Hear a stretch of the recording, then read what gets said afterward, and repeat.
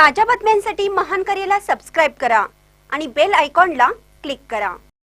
ज्योतिबा डोंगरावर दुर्मिळ आध्यात्मिक महत्त्व असणाऱ्या वृक्षांचे पुनर्रोपण कार्यक्रम उपक्रमामुळे 2000 झाडांना पुनर्जीवन प्राप्त होणार।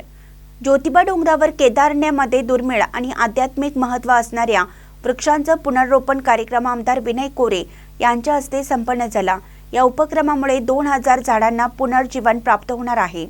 नाशिकला येत्या काही दिवसांमध्ये कुंभमेळा आयोजित केला जातोय। या कुंभमेळ्याच्या आयोजनासाठी तिथे असलेली वर्षानुवर्ष वाढलेली झाडं काढून टाकण्याचा मानस राज्य शासन करत आहे।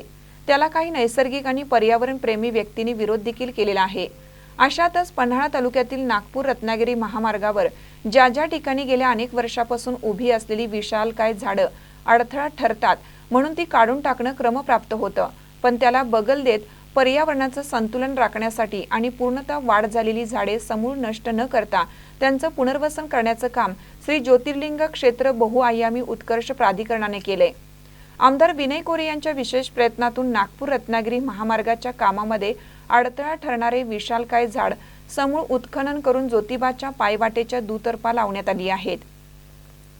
श्री केदारलिंग क्षेत्र बहुआयामी उत्कर्ष प्राधिकरणाच्या वतीनं ज्योतिबा मंदिर आणि परिसराचा विकास करण्यात येत आहे।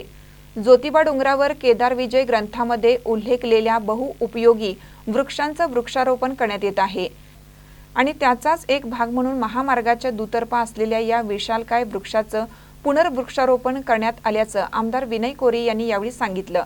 या उपक्रमासाठी कोल्हापूर जिल्ह्याचे जिल्हाधिकारी अमोल एडगे, पन्हाळा शाहूवाडी विभागाचे उपविभागीय अधिकारी समीर शिंगटे, भारतीय राष्ट्रीय राज्य मार्ग प्राधिकरणाचे प्रकल्प संचालक संजय कदम, कोल्हापूर जिल्हा उपवन संरक्षक धैर्यशील पाटील, पश्चिम महाराष्ट्र देवस्थान समितीचे सचिव शिवराज नायकवडी, पन्हाळ्याच्या तहसीलदार माधवी शिंदे, गटविकास अधिकारी सोनाली माडकर आदी उपस्थित होते।